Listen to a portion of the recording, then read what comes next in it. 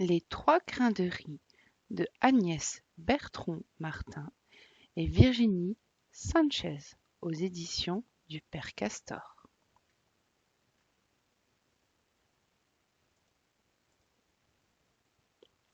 Ce matin, petite sœur Lie a mis sur son dos un sac de toile brune. Dans ce sac se tiennent bien serrés tous les grains de riz que ses parents ont récoltés précieusement dans la plaine à côté du grand fleuve. Et petite sœur Lie est partie en courant pour vendre ce riz au marché. Petite sœur Lie court, court. Mais soudain, un canard sauvage se pose devant elle. Petite sœur Lie, donne-moi du riz. Moi, avec le riz, j'efface les ennuis. Petite sœur Lie ne doit pas gaspiller ce riz. Elle doit le vendre car ses parents ont besoin d'argent. Mais elle trouve extraordinaire qu'un canard soit capable de tant de bonté.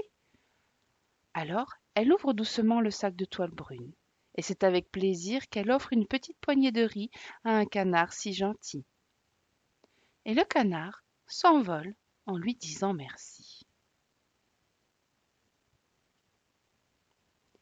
À l'entrée de la forêt de bambous, petite sœur Lie court toujours, quand soudain, un panda se présente devant elle. Petite sœur Lie, donne-moi du riz. Moi, avec le riz, je combats les méchants. Petite sœur Lie trouve formidable qu'un panda soit capable de tant de courage. Alors, elle ouvre une nouvelle fois le sac de toile, et c'est avec joie qu'elle offre une petite poignée de riz à un panda si courageux. Et le panda se sauve en lui disant merci. Petite sœur Lie court au milieu des bambous quand un singe l'interpelle. Petite sœur Lie, donne-moi du riz.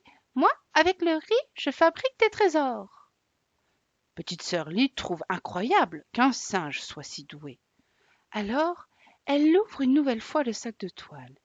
Et c'est avec une admiration qu'elle offre une petite poignée de riz à un singe aussi adroit. Et le singe se sauve en lui disant merci. Mais quand petite sœur Lie traverse le pont, le dragon du fleuve bondit en rugissant. Petite sœur Lie, donne-moi du riz ou je t'avale. Petite sœur Lie a tellement peur du dragon qu'elle lui jouette une énorme poignée de riz pour qu'il la laisse tranquille. Mais le dragon ne dit pas merci. Vraiment pas du tout. Au contraire, il se fâche de plus belle et rugit. Petite sœur Lie, tu te moques de moi? Une poignée ne suffit pas, je veux tout ton riz, donne-le-moi. Ah non, répond petite sœur Lie, tu exagères. Ce riz, je dois le vendre au marché.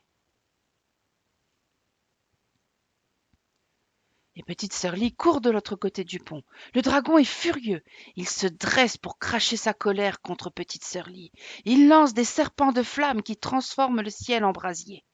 Il avale l'eau du fleuve et la recrache pour noyer petite sœur Lie. L'eau du fleuve monte aux pieds de petite sœur Lie, à ses mollets, à sa taille. Petite sœur Lie est secouée par le courant. Elle essaye de nager. Elle lutte pour ne pas se noyer. Mais hélas, son sac se déchire et les grains de riz sont emportés par l'eau en furie.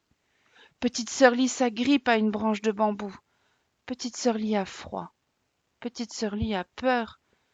Petite sœur Lie a tout perdu. Enfin, c'est ce qu'elle croit.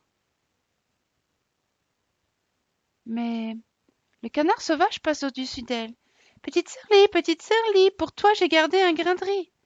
Et il le crache dans l'eau en chantant. Petit grain de riz, efface les ennuis de petite sœur Lie.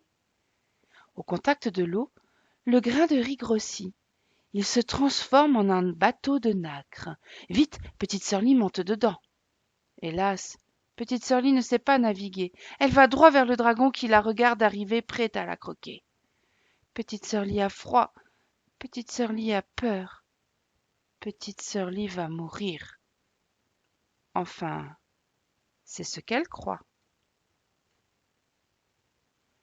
Mais le panda surgit à travers les branches de bambou. Petite sœur Lie, pour toi j'ai gardé un grain de riz. Vite, il le lance dans la gueule du dragon en chantant. Petit grain de riz, sa petite sœur lit du méchant dragon.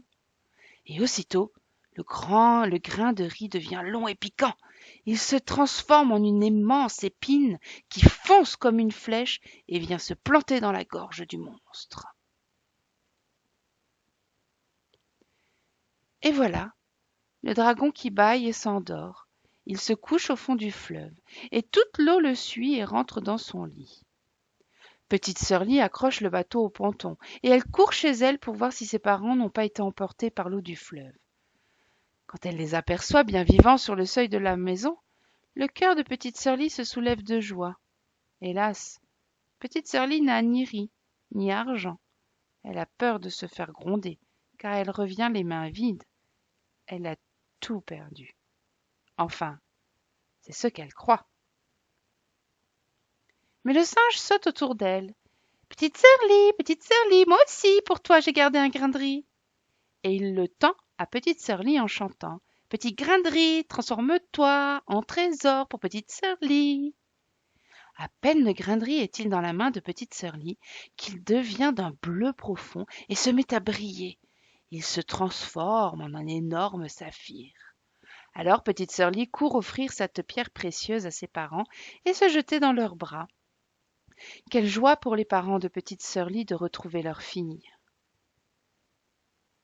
Mais aujourd'hui encore, ils n'ont pas vraiment compris comment petite sœur Lie a pu leur apporter un tel trésor à la place d'un seul sac de riz, ni comment un canard sauvage, un panda et un singe sont devenus ce jour-là ses amis pour la vie.